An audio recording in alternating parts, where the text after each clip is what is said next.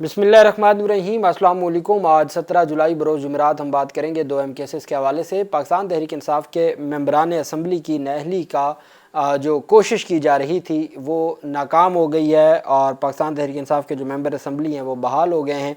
उसकी तफसील मैं आपके साथ शेयर करूँगा, साथ में आपको बताऊँगा इंसाफ से मुतल्लिक आज दो बड़ी डेवलपमेंट सामने आई इस्लामाबाद में। उसकी तफसील मैं आपके साथ शेयर करूँगा। पाकिस्तान तहरीक इंसाफ की जो पब्लिक अकाउंट्स कमेटी है, चीनी का, शुगर का जो इंपोर्ट एक्सपोर्ट का जो धंधा है और जो चीनी की दरामद पर टैक्स छूट दी गई थी उसका नोटिस ले लिया है पब्लिक अकाउंट्स कमेटी, जिसके सरबराह और चेयरमैन पीटीआई के हैं। और साथ इलेक्शन कमीशन ने ख़त लिखा था और उस ख़त पर पाकिस्तान तहरीक इंसाफ के एडवोकेट जनरल खैबर पख्तूनख्वा ने रजिस्ट्रार पेशावर हाई कोर्ट को जो ख़त लिखा है वो इंतहाई अहम है, उसके ऊपर भी हम बात करेंगे। दिलचस्प बात यह है कि एक दिन पहले जमशेद दस्ती को नाअहल किया जाता है, उस आर्टिकल के तहत नाअहल किया जाता है, आर्टिकल 62(1)(f) के तहत, जिसमें सुप्रीम कोर्ट ऑफ पाकिस्तान और उनके बड़े ही अजीम जूरिस्ट फ़ायज़ ईसा, नवाज शरीफ वगैरह की नाअहली ख़त्म करने के फ़ैसले में ये करार दे चुके हैं कि ये जो 62(1)(f) है ये सिर्फ़ और सिर्फ वोटर्स के लिए एक डॉक्ट्राइन है कि वोटर्स ने देखना है कि कौन आर्टिकल 62(1)(f) पे जो सादिक और अमीन का उसके ऊपर पूरा उतरता है या नहीं उतरता। वो उसका जो इतलाक़ है वो ऐसा नहीं है कि किसी को नाअहल करार दे दिया जाए। तो दूसरा यह है कि वो नाअहली 5 साल के लिए कर दी गई थी इलेक्शन एक्ट में तरमीम करके, जबकि 62(1)(f) की जो अहमियत थी या उसकी जो अफादियत थी वो ख़त्म कर दी थी सुप्रीम कोर्ट ने। उसके तहत उनको नाअहल करार दिया गया। अब उनके जो हल्का है, चूँकि उनकी सीट को खाली करार दिया गया था, NA 175 मुजफ्फरगढ़, फौरी तौर पर ज़िमनी इलेक्शन भी अनाउंस कर दिया गया है। इलेक्शन अभी जमशेद दस्ती कहते हैं कि मुझे अटेस्टेड कॉपी नहीं दी इलेक्शन कमीशन ने कि मैं जाऊं सुप्रीम कोर्ट में, लेकिन ज़िमनी इलेक्शन अनाउंस कर दिया है। इलेक्शन कमीशन ऑफ पाकिस्तान के मुताबिक NA 175 मुजफ्फरगढ़ पर ज़िमनी इलेक्शन 10 सितंबर 2025 को होगा। उम्मीदवार 23 से 25 जुलाई तक कागजात नामजदगी जमा करा सकेंगे। कागजात नामजदगी की जांच पड़ताल 1 अगस्त तक होगी। उम्मीदवारों को इंतखाबी निशान 16 अगस्त को अलाट किए जाएंगे। ये पाकिस्तान तहरीक इंसाफ की जानिब से कहा गया है। पाकिस्तान तहरीक इंसाफ की जो सीट खाली हुई है उसके हवाले से इलेक्शन कमीशन ने कहा है कि जी ज़िमनी इलेक्शन 10 सितंबर को होगा पोलिंग, और उससे पहले जो शेड्यूल है वो बाज़ाब्ता शेड्यूल जारी कर दिया गया है इलेक्शन कमीशन ऑफ पाकिस्तान की जानिब से।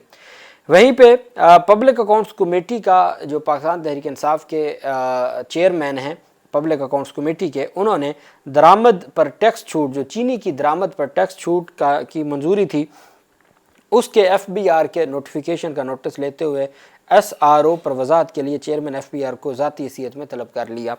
पार्लियामेंट की पब्लिक अकाउंट्स कमेटी का इजलास हुआ, जिसमें जो चेयरमैन जुनैद अकबर की ज़ेर सदारत कमेटी ने हुकूमती फ़ैसले की रोशनी में चीनी की दरामद पर टैक्स छूट की मंजूरी और FBR के अलामिये का नोटिस लेते हुए SRO पर वजाहत के लिए चेयरमैन FBR को बुला लिया।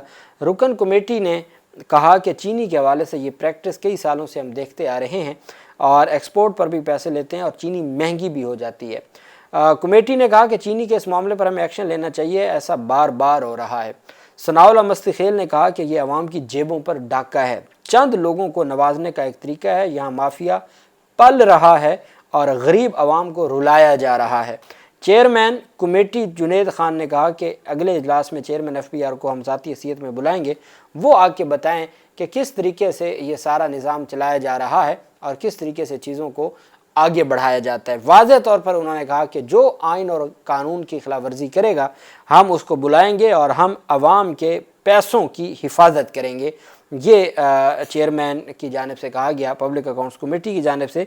आज जैसा कि मैंने कहा कि आज का दिन बहुत अहम है। एक तो आज हमारे जो चीफ जस्टिस हैं सरफराज डोगर साहब, उनके एजाज़ में इशाया दिया गया था इस्लामाबाद में।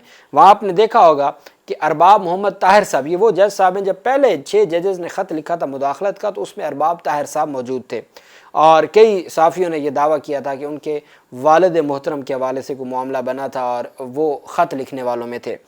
फिर उसके बाद जब जजेस का ट्रांसफ़र होता है तो वो उन 6 जजेस से हट जाते हैं और वो 5 जज बच जाते हैं जिन्होंने ट्रांसफ़र को और सीनियरिटी को चैलेंज किया।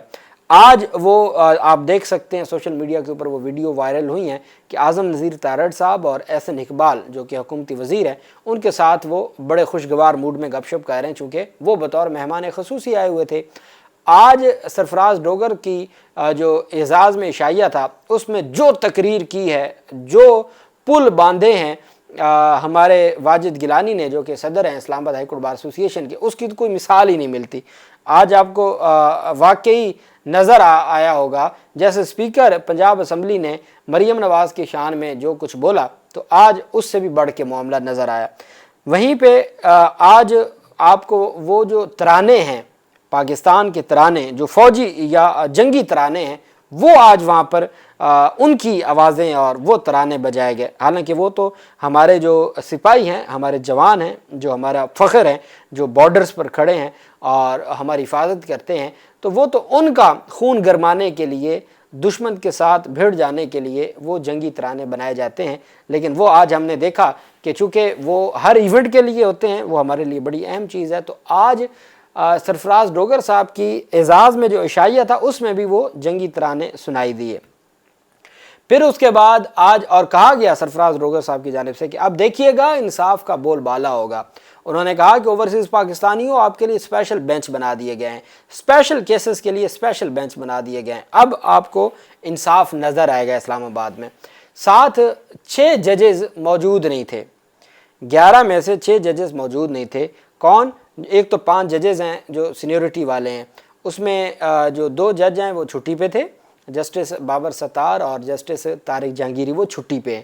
باقی 3 ججز چھٹی پہ نہیں تھے، محسن اختر کیانی، سردار اعجاز اسحاق اور ثمن رفعت امتیاز، یہ تینوں چھٹی پہ نہیں تھے، اس کے باوجود وہ آج کے عشائیے میں شریک نہیں ہوئے۔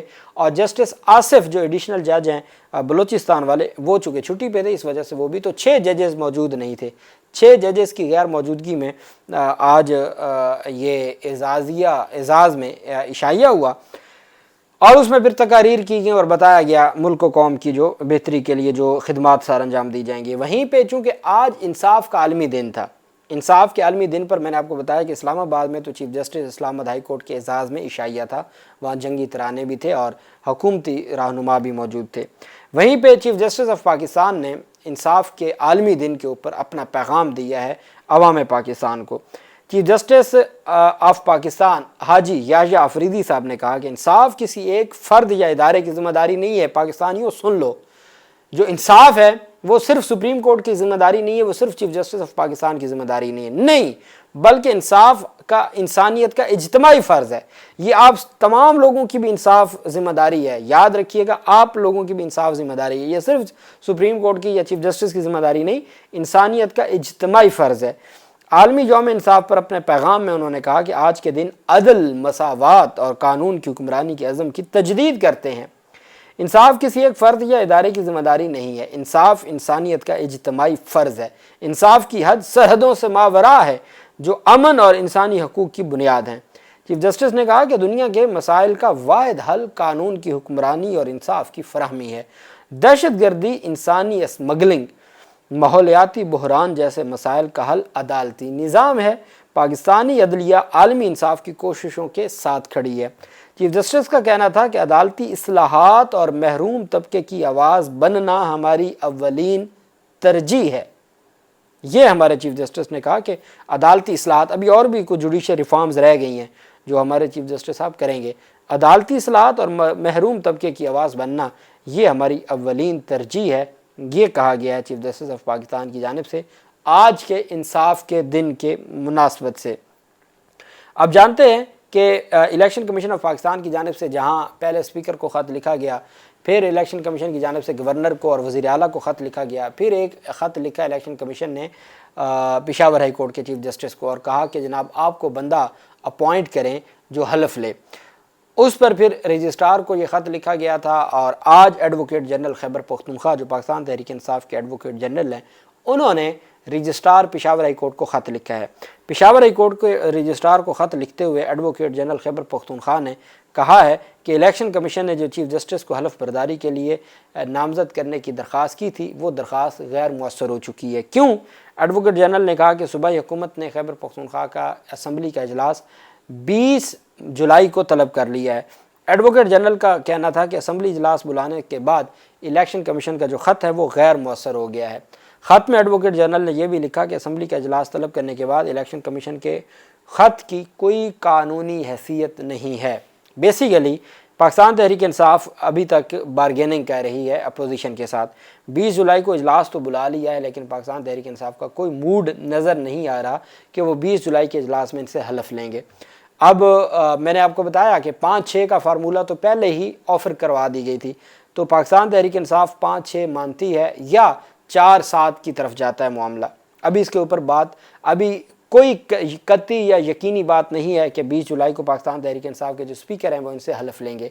पाकिस्तान तहरीक इंसाफ इस वजह से ख़त लिखा गया है कि पेशावर हाई कोर्ट कोई ऑर्डर ना कर दे, पेशावर हाई कोर्ट कोई डायरेक्शन ना कर दे, पेशावर हाई कोर्ट कुछ ऐसा ना कर दे। इस वजह से पेशावर हाई कोर्ट को इन्फॉर्म करने के लिए, पेशावर हाई कोर्ट को बताने के लिए कि जनाबे वाला इलेक्शन कमीशन ने जो आपको ख़त लिखा था कि आप अपनी आइनी ज़िम्मेदारी पूरी करें, आप अपनी आइनी ज़िम्मेदारी को भी रहने दें, हमने पूरी कर दी है, हमने 20 असम्बली को इजलास बुला लिया।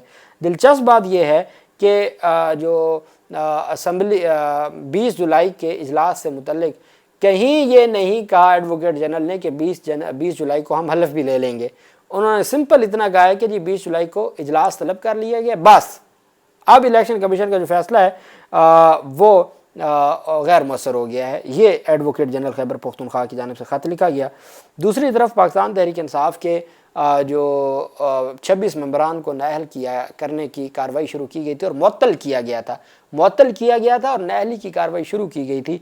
आज पाकिस्तान तहरीक इंसाफ के अपोजिशन और हुकूमती इत्तेहाद के दरमियान जो मुज़ाकरात थे वो कामयाब हो गए हैं और पाकिस्तान तहरीक इंसाफ के मेंबरान असम्बली की जो नाअहली है वो मामला ख़त्म कर दिया गया है। स्पीकर अभी बैरून मुल्क हैं, वो आके रूलिंग देंगे और ये बहाली का जो प्रोसेस है वो मुकम्मल हो जाएगा। लेकिन आज अनाउंस कर दिया गया है कि मुज़ाकरात कामयाब हो गए हैं और उनका जो उनकी बहाली है वो अब यकीनी हो गई है और नाअहली का जो रेफरेंस अभी दायर, कुछ कहते हैं रेफरेंस दायर नहीं हुआ, कुछ कहते थे अभी होना था, वो रेफरेंस और वो सारा मामला भी ख़त्म हो गया है। सेक्रेटेरिएट को मुअत्तल अरकान के खिलाफ किसी भी कार्रवाई से रोक दिया गया है। हुकूमती रुकन ने कहा कि अपोजिशन रूल्स 223 की पासदारी करने की यकीन दहानी करवाई है। 26 अरकान की मुअत्तली अब ख़त्म हो चुकी है और रूलिंग स्पीकर देंगे। उन्होंने कहा हमने अपोजिशन के खिलाफ जो दरख्वास्तें दी हैं वो हम वापस ले रहे हैं, मज़ीद कोई कार्रवाई नहीं होगी। अपोजिशन से तमाम मामलात पर इत्तफाक हो गया है। ऐवान का तकद्दुस बरकरार रखने के लिए अखलाकी सिफारशी कमेटी बनाई जाएगी जिसके फ़ैसले सुप्रीम होंगे। ये जनाबे वाला जो 26 मेंबरान की थी और काफ़ी दिनों से मीटिंग जारी थी उनको बहाल कर दिया गया है, मुअत्तली ख़त्म कर दी गई है और वो सेनेट के इलेक्शन में तो हिस्सा लेंगे ही लेंगे, लेकिन उनके ख़िलाफ़ जो नाअहली का हुकूमती इत्तेहाद की कोशिश थी नाअहल करवाने की और बहुत ज़्यादा तनकीद हुई। हत्ता कि मुस्लिम लीग नून के लोगों ने तनकीद की कि ये आपने क्या किया, आप कैसे नाअहल कर सकते हैं, फिर मुअत्तली 1-2 इजलास के लिए होती है, आपने 15 इजलास उनके लिए मुअत्तली कर दी तो आपने तो पूरे 1 साल के लिए फ़ारिग कर दिया। तो उस पर पाकिस्तान तहरीक इंसाफ ने उनके साथ फिर डेफिनेटली बातचीत होनी थी, वो बातचीत कामयाब हो गई है और ये सारा चैप्टर आज क्लोज़ हो गया है। अल्लाह पाक पाकिस्तान का हामी नासिर हो। बहुत शुक्रिया। अल्लाह हाफिज़। पाकिस्तान जिंदाबाद।